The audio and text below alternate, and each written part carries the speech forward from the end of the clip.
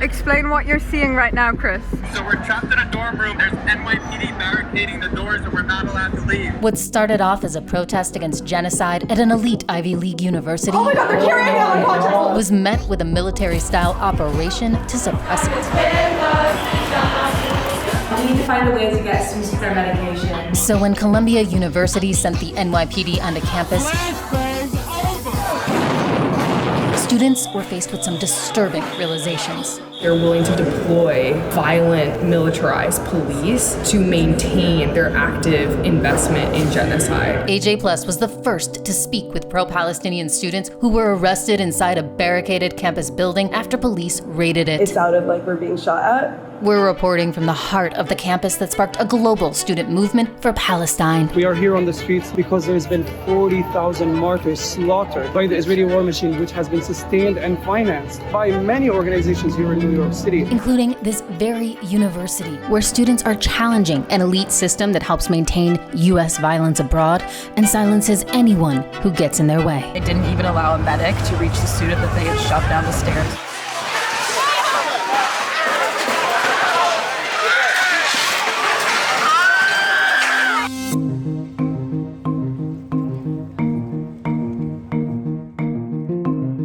One of Columbia's major legacies is that students have been willing to act when no one else will. So after months of protesting Israel's massacre on Palestinians, students raised the stakes, pitched tents, and occupied a lawn on campus. Low-key fire.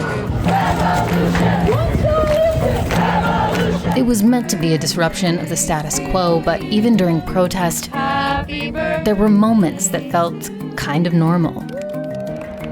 Then came an announcement. Earlier today, President Shafiq sent out an email announcing the end of negotiations and declared explicitly that the university will not divest from Israel. We will not be moved unless by force. Students say some of Columbia's $14 billion investment fund is funneled into companies that enable and profit from Israel's state violence. They want their university to cut those financial ties with Israel and boycott Israeli schools for upholding the apartheid system. Columbia students understand the power of protest. They occupied campus buildings in the 1960s to protest the US war in Vietnam. And in 1985, the Ivy League divested from apartheid in South Africa after years of student demonstrations. That night, students repeated history, but as media, we weren't allowed onto campus to see it firsthand. We're actually watching a live stream right now. This is the same building that students barricaded themselves inside in 1968 when they were protesting the Vietnam War. Protesters have raised a sign renaming Hamilton Hall Hinds Hall after a 6-year-old Palestinian girl who was killed by the Israeli army.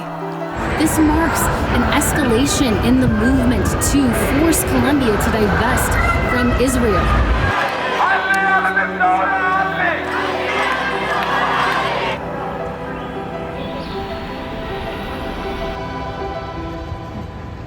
The next day, when more police barricades showed up, so did supporters like Sherry and Hadia. We're here to support the people of Columbia, the students of Columbia that are risking everything, and we know that they're risking everything. The campus was on total lockdown. Essential personnel only, no access. Stand over here for me. What the fuck? I'm paying you. You good? Huge amount of fees to stay here. We're the negotiation team. It is fine.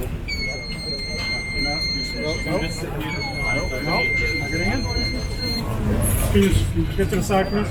Many students were denied access, including lead negotiator for the encampment, Mahmoud Khalil. The school promised him protection from retaliation, but that morning he found out he was suspended. How do you think the university has been handling negotiations prior to this point? It was clear that the university was not acting in good faith. They refused to acknowledge that this is a huge movement that goes beyond just those students on the camp, that goes across the country. What Columbia's done, other schools have followed, and as new encampments spread across the world, so did the counter-protests and harassment. Fuck you, you haters! You want to see my face? I don't have my face. I'm not a person. I said, wrongful, we are coming. Jewish student Jared says there's been so much misinformation about why students have been protesting. I'm very proud of all of my fellow Jewish students for standing up for what's right, even if they're told by a lot of institutions that this movement is inherently against them. It is not.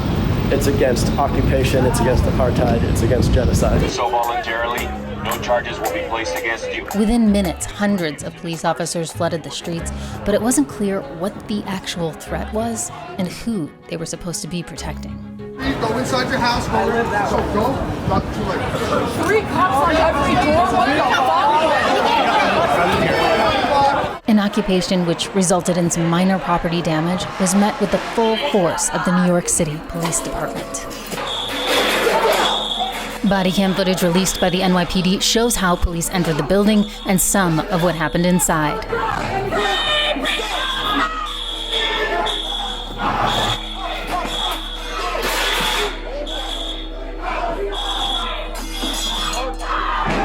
During the operation, the NYPD prevented access to most journalists and tried to turn away legal observers and medics. Columbia University says that their concerns are student safety, but does this look like student safety right now? Free Palestine, free Gaza! Free Palestine! Just behind me, you can see that they have dozens of people who they've arrested. In the end, over 100 people were arrested around campus. 48 of them were inside Hamilton Hall during the operation. As the night wrapped up, we ran into Mohammed Al-Kurd, a Palestinian whose story gained international attention when settlers took over his home in occupied East Jerusalem. Mohammed, tonight's been a really tough night. Police have come out in full force, arresting dozens of students. By all accounts, it could seem like this liberation movement, at least on this campus, has ended. What's your response to that? This kind of repression is, albeit ugly, is part of any natural movement, and it comes and goes, and it comes in ebbs and flows. The more there's resistance to colonial violence, the more there's resistance to imperial violence, the more brutal that violence is going to get. And I don't mean to sound insensitive in any way, shape, or form. You know, my heart goes out, and I'm here for a reason. And my heart goes out to all the students who have been arrested. But I think they understand as well as I do that no matter the amount of violence that they've gone through tonight, it does not compare. It does not compare to white phosphorus. It does not compare to aerial bombardment. And they understand this, and this is why they're out in the streets today. The next day, the encampment was gone, but the spirit of student-led movements to end war and topple apartheid continued. What are the lessons from last night? These elite institutions, they produce people that are upholding oppressive systems, whether it be capitalism, racism, etc. And so I think that, to me, this is sort of the mask off of what the university actually is in this day and age. And it's a money-making scheme. I mean, these schools are over $75,000 a year that people are paying. It's how much free speech, did we ever really think we were going to get at these schools? And I think it's sort of it's been a very sad revelation as a student, because the universities also do simultaneously have so much potential and so many young people that are there that are trying to sort of push back against the way that things have always been done. After we spoke to Erica, 2 students who were inside Hind Hall when police raided it were released and said they'd speak to us on the condition we don't show their faces. What was it like to experience that firsthand? Yeah, I think the most unsettling part was we saw them using the saws to cut through, and you could see the sparks and everything, and then all of a sudden you hear it sounded like we're being shot at, and we didn't know until later that they were flash grenades. But in the moment, everyone thought they were literally getting shot at, and people ducked down. We were barricaded up, but then once we heard that, we literally everything just crumbled a little bit. We just ducked down because it's they weren't even inside, so they didn't have a clear shot of what was happening. We could have been standing right there, and we could have gotten hit by that. One officer did in fact fire their gun, but no one was injured.